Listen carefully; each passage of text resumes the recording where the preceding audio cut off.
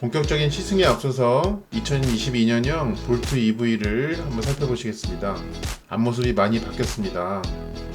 그리고 헤드램프는 분리형처럼 보이지만 사실은 일체형입니다. LED 프로젝션이고요. 앞에 보타이 아래에 센서가 하나 있습니다. 17인치의 미쉐린 에너지 타이어를 쓰고 있고요. 실내를 좀 보여드리면요. 앞에 유리는 운전석만 풀로 오토 업다운이 됩니다. 그리고 헤드램프 오토 하이빔은 버튼식 기어 셀렉터가 있는데 이건 시승 영상에서 다시 보여드리겠습니다. 원페달 드라이빙 모드도 잠깐 보였습니다. 운전석은 12방향 파워 시트입니다.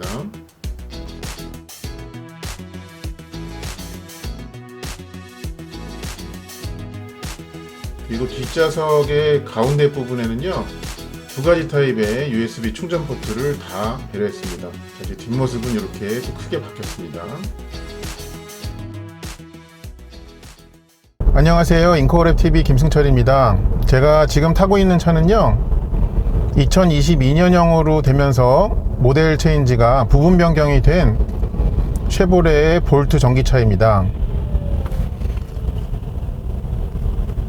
이 차의 출시 발표는 작년에 됐는데요. 아직까지는 여러가지 사정상 고객 인도는 시작되지 않은 그런 차인데요. 감사한 기회로 먼저 좀 만나볼 수 있게 되었습니다. 이 차는 부분 변경 모델이기 때문에요. 일단 앞뒤 디자인이 좀 많이 달라졌고, 그리고 실내에서도 이제 소소한 변화들이 있습니다. 근데 제일 이제 중요한 변화는 배터리 용량이 종전보다 커졌다고 해요. 그래서 이 바뀌기 이전 모델은 60kWh의 배터리 용량이었는데 66으로 그 숫자가 좀 높아졌습니다.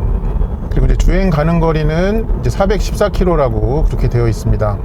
이 차의 마력과 토크는 이제 150kW래서요, 출력이. 그러니까 204마력에 해당되고요. 토크는 36.7kgm에 해당됩니다. 그리고 전기차들 중에서는 이 차가 굉장히 가벼운 편에 속해요. 1600kg 중반대의 몸무게를 가지고 있습니다. 요즘 다양한 이런저런 전기차가 많이 나오고 있는데, 이 차는 어떻게 보면은 그 높은 배터리 용량을 가지고 있으면서도 컴팩트하다는 점이 장점인 것 같습니다. 그리고 여기 부분이 많이 달라졌어요. 네, 버튼식 기어 셀렉터가 새롭게 생겼는데요. 이게 보면은 어떤 버튼은 누르는 식이고 어떤 거는 당기는 식으로 그렇게 돼 있거든요. 그래서 약간의 적응해야 되는 시간을 필요로 하긴 하는데요. 근데 이제 이렇게 기억을 하시면 좋을 것 같아요. 누르는 방식은 차의 멈춤과 관련이 있습니다. 그래서 P 레인지랑 중립인 N, 그 다음에 원페달 드라이빙의 온오프가 여기 제일 밑에 있어요. 네, 그 세 가지는 누르는 식이고요. 그 다음에 드라이브와 후진, D와 R은 당기는 식입니다. 그래서 차를 움직이게 하는 것은 당기는 식이고, 멈춰있게 하는 것은 누르는 식이다. 그렇게 기억을 해주시면 좋을 것 같습니다. 그래서 이런 식으로 이렇게 누름과 당김을 섞어서 사용하는 것은 좀 괜찮은 시도인 것 같아요. 엉덩이가 왜 이렇게 따뜻한가 했더니 여기 주최 측에서 출발할 때 춥지 말라고 그걸 눌러주셨군요. 네, 감사합니다. 그리고 이 모니터가 조금 더 요즘 차에 가깝게 이 세련되어진 측면이 있습니다. 해상도는 물론이고요. 네, 메뉴 구성이나 이런 것도 아이콘도 이렇게 큼직큼직하고, 그래서 우리가 항상 이제 쉐보레 하면은 뭔가 좀 운전자에게 아니면 사용자에게 다소 친절하지 못한 그런 인터페이스를 가지고 있는데, 적어도 이 시인성만큼은 큰 개선을 이뤘다는 점이 한눈에 다가옵니다. 이 기어 셀렉터 버튼의 맨 아래는 이제 원페달 드라이빙이라고 제가 아까 말씀드렸잖아요. 그래서 아까 해보니까 완전히 멈춤까지 이게 이제 되더라고요. 그야말로 이제 진정한 원페달 드라이빙이죠. 그리고 이 차는 이제 어떤 회생제동의 감도를 조절하는 그런 시프트 패드는 없는데요. 다만 이 왼쪽 위에 이 배터리 그림이 있는 그 패들이 하나 있습니다. 주행을 하다가 그렇게 길게 당기면요, 여기 리젠이라고 표시가 하면서 이렇게 동그랗게 화살표가 그려지거든요. 뒤에 차가 없으니까 제가 다시 한번 해볼게요. 길게 당기면은 네, 이런 식으로 됩니다. 그러니까 멈출 때, 그러니까 감속할 때 회생제동을 더 강한 힘으로 그렇게 하는 네, 그런 버튼입니다. 자, 여전히 뒤에 차가 없기 때문에 이게 그러면 브레이크를 밟으면서도 되는지 한번 볼게요. 네, 같이도 병행해서 이제 사용이 되는 것이 확인이 됩니다. 지금 이 터널은 사실 그 노면 상태가 굉장히 안 좋은 편이거든요. 네, 그래서 이 차도 그런 노면의 자잘한 변화들은 운전자의 몸에 다 전해주는 편입니다. 그 대신에 이 좌우 방향의 그 반발력은 다소 크게 느껴집니다. 이 차가 어떻게 보면 전기차라서 무게중심이 낮기는 하지만 키가 좀 큰 편이잖아요. 그래서 그런 좌우 방향의 기울어짐을 해결하려는 그런 세팅으로 보입니다. 자, 이렇게 내리막에서 지금 원페달 드라이빙 모드를 켜가지고 뗄 때마다 좀 어느 정도 큰 힘으로 감속이 되는데, 이거를 해제하고 한번 놔보겠습니다. 그러면 이 리제너레이션이 되긴 하는데 이 몸의 이 상반신에 움직임이 없게 그렇게 되는군요. 그러니까 엔진 브레이크를 쓰지 않은 내연기관차처럼 네, 그렇게 됩니다. 이 원페달 드라이빙을 끄면, 근데 다시 키면 비교적 강한 힘으로 이 가속 페달 놓을 때마다 되고요. 그 상태에서 이 리제너레이션을 길게 당기면 그러면 또 더 됩니다. 그러니까 어떻게 보면 굳이 말씀을 드리면 이 차의 회생제동 단계는 총 3가지가 있다라고 말씀드리면 될까요? 그러니까 가장 온순한 이 원페달 드라이빙을 끈 상태, 그게 있고, 그 다음에 원페달 드라이빙을 켠 상태가 있고, 마지막으로는 요 왼쪽 패드를 길게 당기고 있는 상태, 그러면 가장 강한 힘으로 감속을 합니다. 근데 지금 이제 이 차는 운전 자세는 높은 편이잖아요. 시트 포지션은 높고 무게중심은 낮고, 그러니까 이렇게 요철들을 넘어갈 때요, 굉장히 운전자의 발 저 아래에서 뭔가 일이 벌어지고 있는 것 같은 그런 감각을 줍니다. 자, 그리고 이제 계기판에 표시되는 내용을 좀 설명을 드리면요, 이 오른편은 파워라고 써 있죠. 그러니까 그거는 지금 이 차가 힘을 얼마만큼 내고 있는지를 보여줍니다. 그래서 운전자가 가속 페달을 밟은 양에 비례하게 이 출력이 높아지고 있죠. 그러니까 최대한 밟으면은 150까지 올라가겠죠. 근데 앞에 지금 교통 상황상 그렇게 하지는 않겠습니다. 그리고 왼쪽은 남은 전력 양이랑 주행 가는 거리를 보여주고 있습니다. 그리고 지금 상태로 이 주행 가는 거리의 최대치와 최소치를 그렇게 보여주는데요. 자, 그럼 제가 한번 공조장치를 지금 끈 상태인데 켜볼게요. 그러면 여기 표시가 실시간으로 변화가 있는지 한번 보겠습니다. 지금 302잖아요. 네, 지금 일단 공조장치는 켰는데 이 즉각적으로 보이는 변화는, 그러니까 현재 주행 가는 거리 숫자는 변화가 없고요. 그래서 이 온도 조절 장치를 켜거나 끄는 거 다시 한번 해볼게요. 지금은 이제 끈 상태고요. 켜죠. 그렇다고 해서 이 주행 가는 거리의 표시가 이렇게 바뀌게 보여주지는 않습니다. 자, 이렇게 끄면 네, 변화가 없죠. 그거는 참고적으로 좀 말씀을 드리고요. 그리고 이렇게 지금 고속화도로에 이 주기적으로 나오는 이 도로의 이음매 같은 거를 넘을 때에요, 이제 밑에서의 그 움직임이 좀 잘 정돈되어 있는 느낌을 줍니다. 그래서 뭔가 좀 강성이 높은 차에 내가 타고 있다는 그런 느낌을 주기에 충분한 그런 서스펜션 네, 세팅인 것 같습니다. 자, 지금 앞차와 거리를 좀 두고 제가 브레이크를 안 밟고 있는데요, 지금 보시다시피 원페달 드라이빙이기 때문에 드라이빙 모드를 켜놓은 상태이기 때문에 이 제자리에 그 홀드 상태가 유지가 되죠.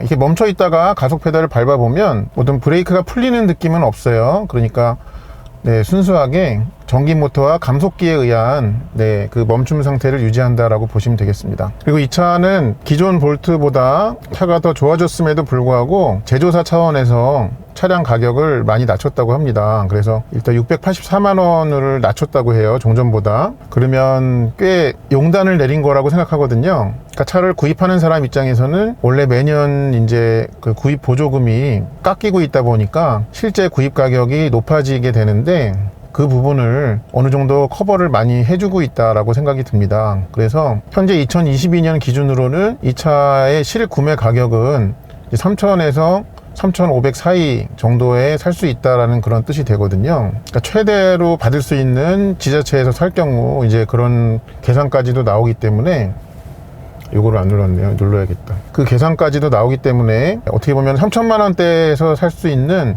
400km를 넘게 가는 국내에 판매 중인 전기차는 이 차가 유일하다고 봐도 됩니다. 자, 지금 여기 모니터에서 에너지 흐름도를 좀 보여드리고 있는데요.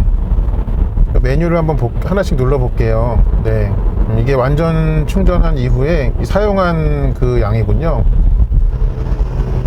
그리고 지금까지 사용된 전기의 양을 주행이 몇 프로 사용했고 공조장치가 몇 프로 사용했다 하는데, 네, 이 공조장치가 31%나 사용을 했네요. 그러니까 그만큼 특히 겨울철에는 이 전기차들은 공조장치를 켜는 것이 잡아먹는 그 에너지 비율이 꽤 높다는 걸 확인을 합니다. 요거를 좀 꺼야겠습니다. 그러면 또 이 비율이 좀 어느 정도 타다가 좀 조정이 되겠죠. 그리고 여기 보면 영향이라는 게 있어요. 플러스 마이너스 표시가 있는데 한번 눌러 보겠습니다. 아, 이거는 그거군요.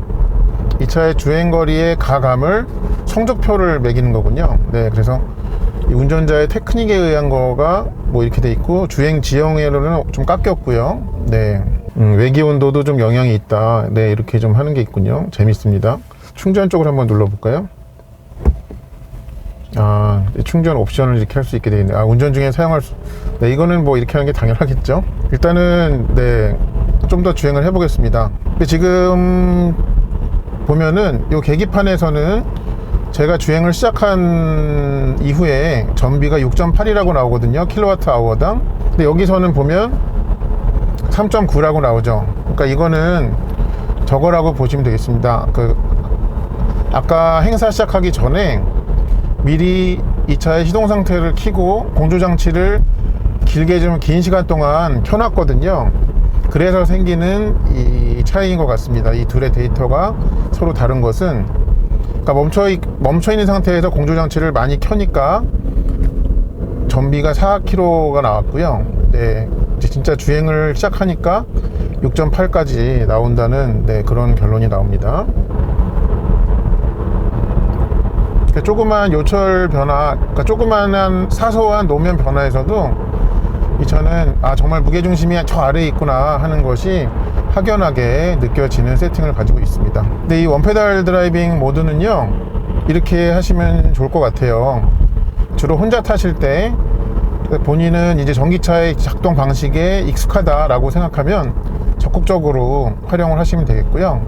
전기차에 대한 경험이 많지 않고 왜 이렇게 차가 울렁거려 라고 생각을 하신다면은, 그때는 이거를 꺼주시면, 그러면 가속페달에서 발을 뗄 때마다 위화감이 없게 이렇게 차를 운전해 갈 수 있겠습니다. 저라면 켜겠습니다. 네.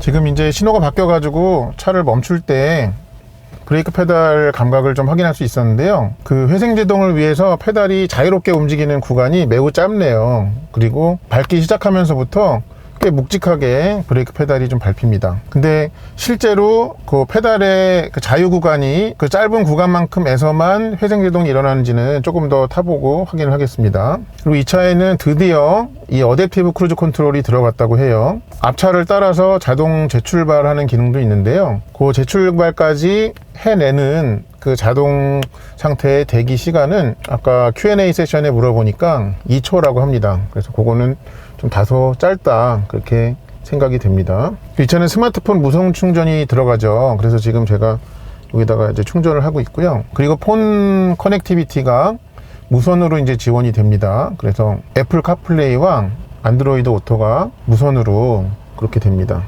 이렇게 보니까 보스 스피커도 있고요. 네, 차가 좀 보스 기질이 있는 걸까요? 이 차도 여느 전기차와 마찬가지로 시내에서의 운전에 스트레스가 없습니다. 물론 목적지에 약속한 시간까지 못 가는 스트레스는 공존하는데요. 차가 어떤 소음이나 진동 측면에서 그런 부분이 없기 때문에 이 차 역시도 굉장히 편안함을 유지할 수가 있습니다. 마치 지금 삶의 수준이 높아진 그런 경험을 이 차도 하게 해주는군요. 그리고 아까 시승을 하기 전에 이 관계자분께 제가 여쭤봐서 확인할 수 있었던 내용은 이 차의 배터리 사용하는 그 패턴은 이 배터리의 수명을 최대한 길게 하는 데 유리하도록 그렇게 맞춰져 있다고 합니다.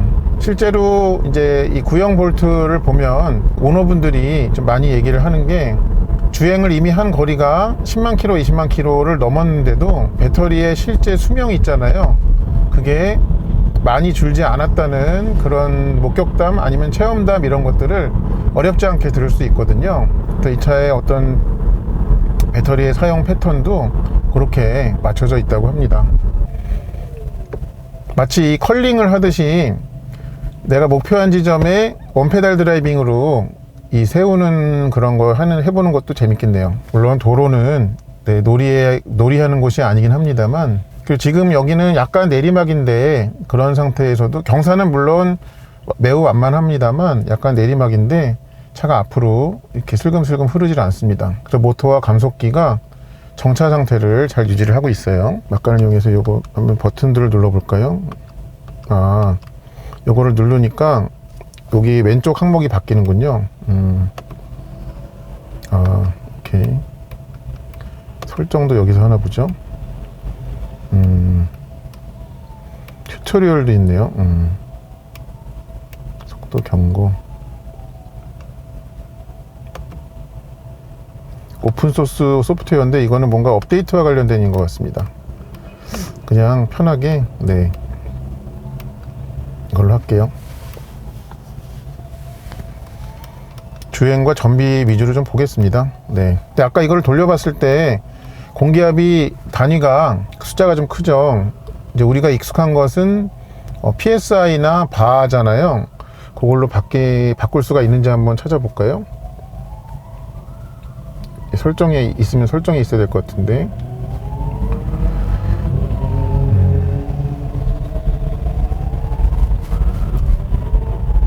또 운전 중에 만진다고 또 뭐라 하시겠다. 앞에를 보면서 하고 있습니다. 이 차에 그냥 어댑티브 크루즈를 켜볼까요?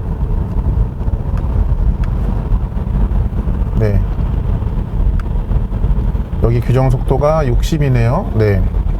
앞차를 따라서 지금 얘가 가고 있습니다. 자, 일단 얘한테 좀 맡겨놓고 다시 한번 찾아볼게요. 차량 시스템에는 일단 없고요. 편의 설정이 혹시 있으려나? 여기도 없네요.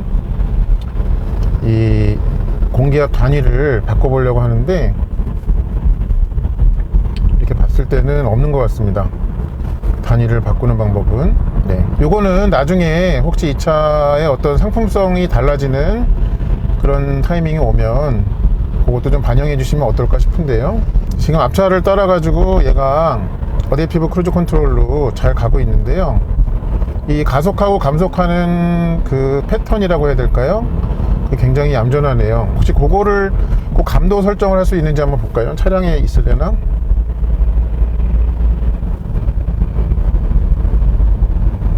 시스템.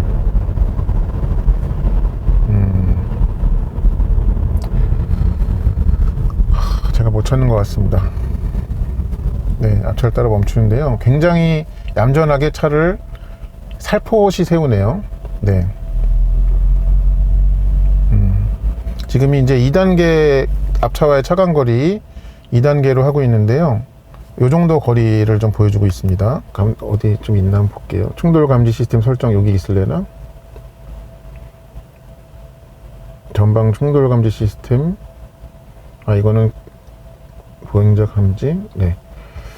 그런 크루즈의 어떤 감도를 섬세하게 조절하는 메뉴는 없는 것 같습니다. 일단 출발은 아까 자동 대기 시간이 2초이기 때문에 거의 이 차에서는 자동 재출발이 있기는 하지만 운전자가 거의 엑셀을 밟아가지고 출발은 해줘야 된다라는 마음가짐이 필요한 것 같습니다.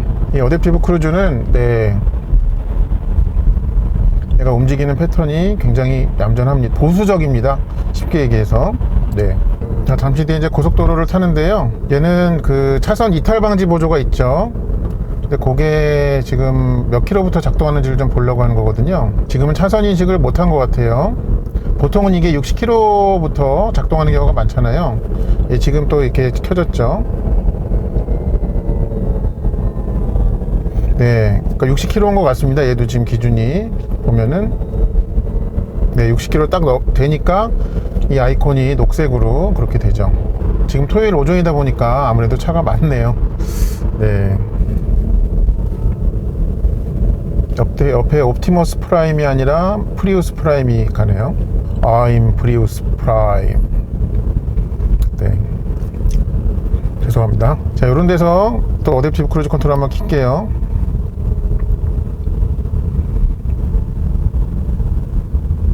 이게 이 버튼을 길게 누르니까 5km 단위로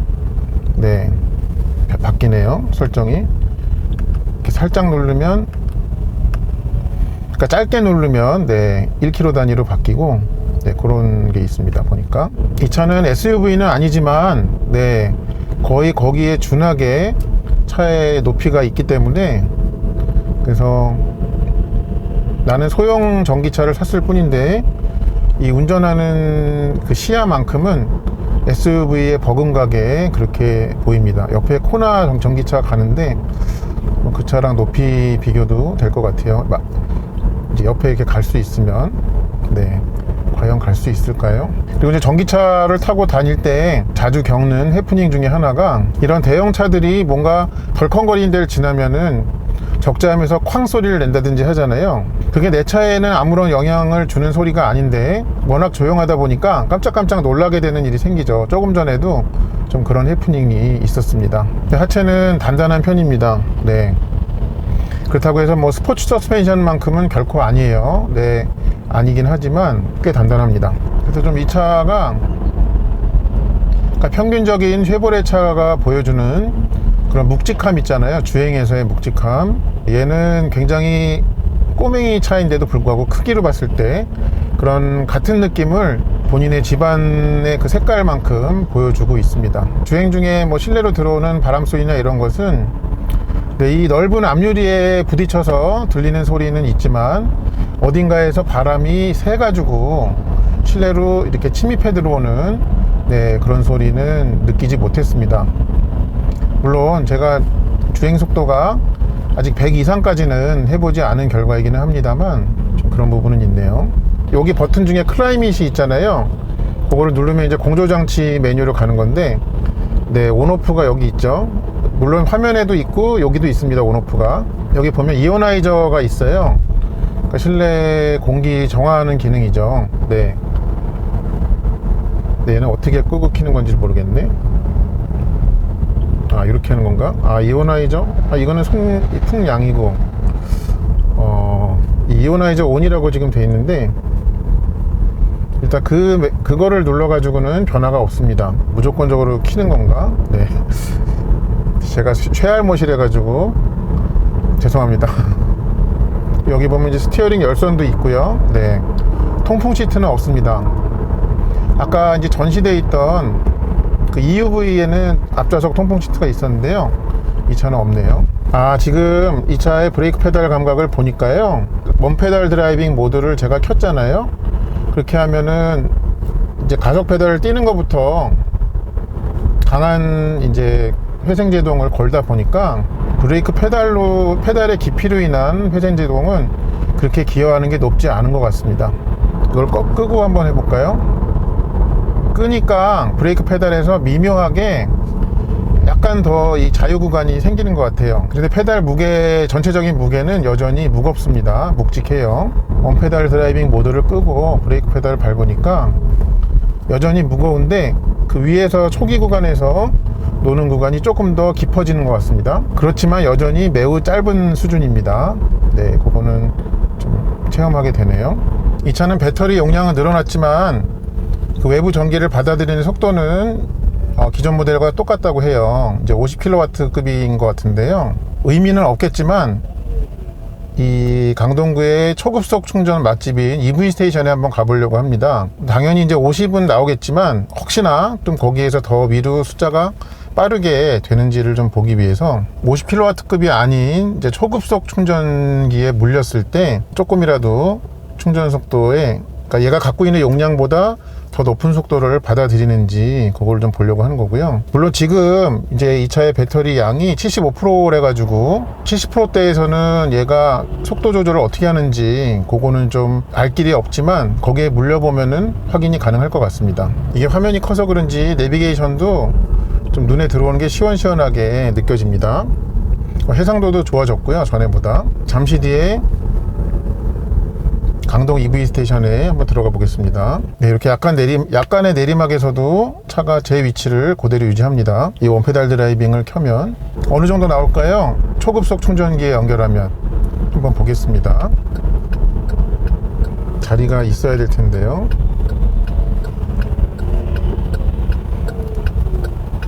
자, 한번 가보겠습니다. 일단은 EV 스테이션에 왔는데요. 제가 뭐 전기가 모자라서 여기 온 거는 아니기 때문에 한번 좀 해보겠습니다. 지금 70% 남았다고 그렇게 나오고요. 여기서 넘어가야 되는데, 네, 일단 충전 중이라고는 나오죠. 요거를 하려고 시도를 해봤는데 여기에서는 안 되네요. 네, 결제를 처음에 이제 미리 결제 금액을 하고 충전을 시도해봤으나 아쉽게도 여기에서는 안 됩니다. 네, 지금 여기 강동 EV 스테이션에서는 일단 이 차는 충전이 안 되네요. 근데 여기 이제 충전 도와주시는 그 담당자님한테 물어보니까 전에도 이제 구형 볼트 EV가 왔었는데 충전을 못하고 가셨다고 합니다. 그래서 그거는 이 차의 이제 충전 받아들이는 속도가 용량이 낮은데 여기는 말 그대로 초급속 충전이기 때문에 그거를 못 받아들이는 것 같습니다. 자, 이 차 시동을 한번 걸어 볼게요. 스타트 버튼을 누르면 네, 그냥 이렇게 출발을 하고요. 아까 움직이는 거는 땡기는 거라 그랬죠. 후진은 땡기는 겁니다. 네.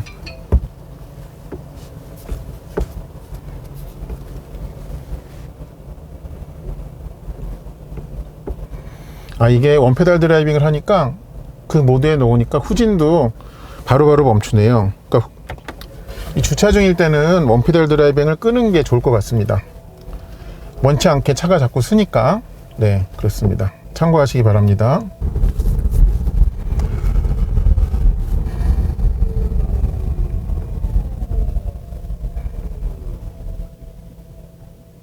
그리고 이 차는 이제 전기차 본연의 사운드만을 가지고 있습니다. 우리가 이제 전기차라고 타보지 않으신 분들도 전기차면 이런 소리가 날 것이다 하는 그 원초적인 소리 있잖아요. 그냥 쌩 하는 소리, 네, 그 소리를 낼 뿐입니다. 그리고 이제 멈춰 있다가 아주 낮은 속도까지 해서만 이 보행자 보호를 위해서 가상의 사운드를 밖으로도 들려주고요. 일단 차 안에서는 뭔가 음성적으로 따로 선택할 수 있는 그런 소리는 없습니다.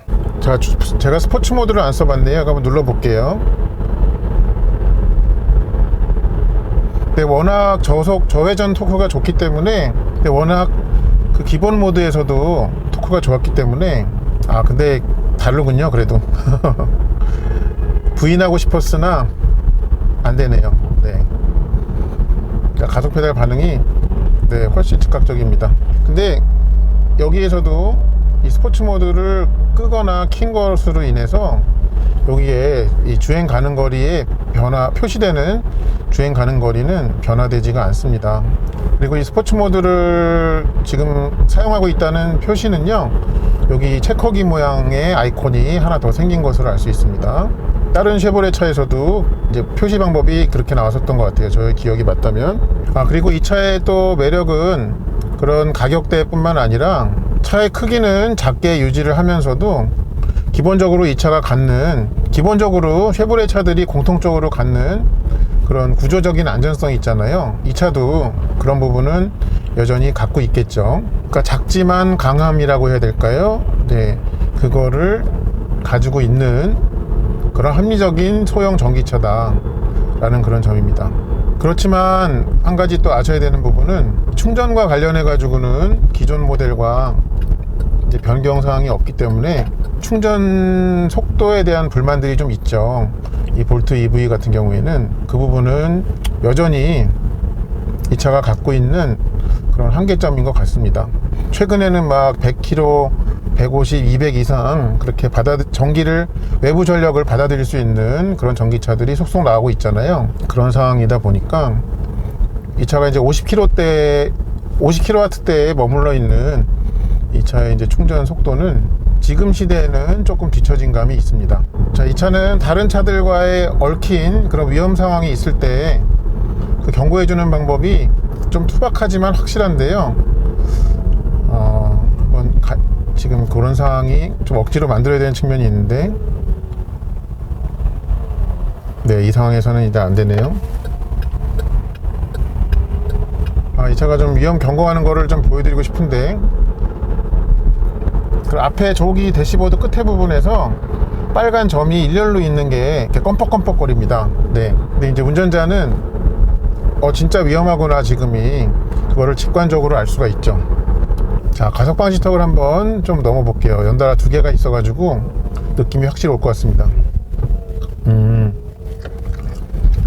그러니까 가속 방지턱에 진입할 때는 좀 부드럽게 줄어들고요, 착지할 때는 좀 단단하게 느껴지는 그런 특성을 보여주네요.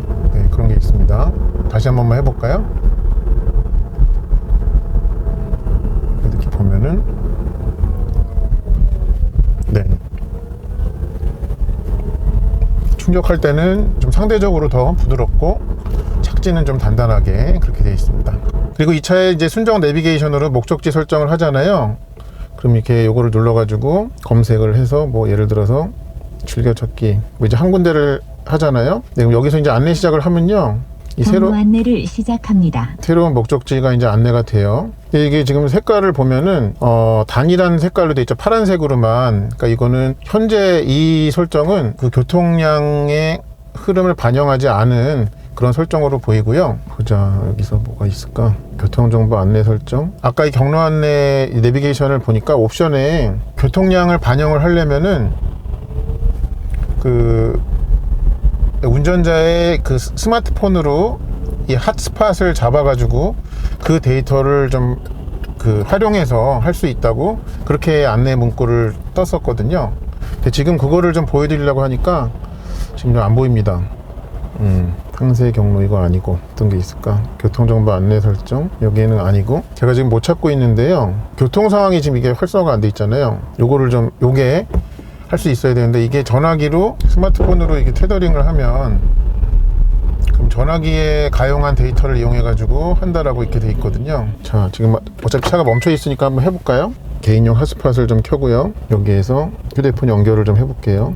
전화 추가, 마이쉐보레 블루투스를 켜가지고 마이쉐보레를 나와라. 마이쉐보레 나왔어요. 자, 페어링을 합니다. 연결. 네, 이제 저의 그게 전화기가 연결이 됐죠. 카플레이 사용한다고 그냥 하는 김에 무선 카플레이 연결을 해볼게요. 일단 전화기랑 연결은 됐고요. 지금 내가 보고 싶은 것은 이게 아니란다, 얘야. 내비게이션에서 교통량 안내를 좀 보고 싶은데 이게 여전히 안 되네요. 지금 일부러 핫스팟을 켰거든요. 그러니까 일단은 여기 지도상에서 이 보여지는 이 경로의 색깔은 한 가지 색깔이기 때문에, 네, 그게 반영하지 않는 것, 그러니까 현재 교통량을 그냥 이 상태로는 반영하지 않는다는 그런 것을 말씀드리는 것입니다.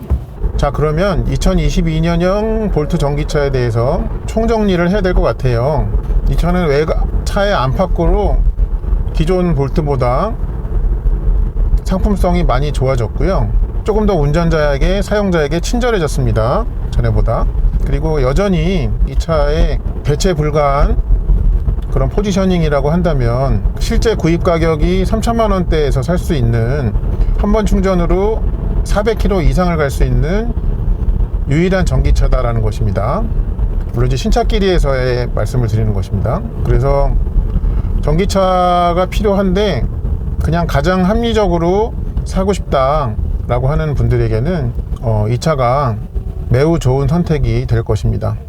그리고 이 차는 전기차 전용 플랫폼으로 만들어져 있다고 하잖아요. 그 부분을 이제 확실하게 확인할 수 있는 부분은 밑에 그 배터리를 위한 높이 공간을 이미 사용을 하고도 이 앉은 높이나 이 머리 쪽의 헤드룸이나 이런 부분이 굉장히 쾌적하게 느껴진다는 그런 점이 있습니다. 그리고 이제 무게중심이 매우 낮게 느껴지는 점도 그렇게 있고요. 네, 그런 점들은 좀 확인이 가능하네요. 한 말씀만 더 덧붙이면 이 변경 이전의 볼트와 비교했을 때 달라진 것은 외모만이 아니다 라는 그런 점입니다. 이제 시승을 거의 마칠 때가 돼서 지금까지의 총 제가 주행한 거리와 전비를 보여드리겠습니다. 네, 제가 오늘 차를 받아가지고 움직이기 시작한 것부터 50km를 탔고요. 전비는 8km가 나왔습니다.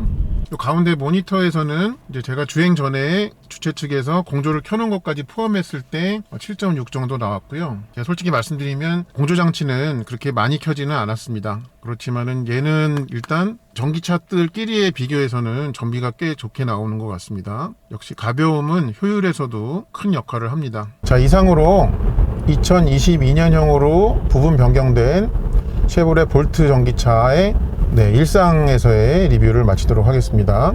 이 차를 궁금해 하셨던 분들께 저의 영상이 도움이 되었기를 바랍니다. 시청해 주셔서 감사합니다.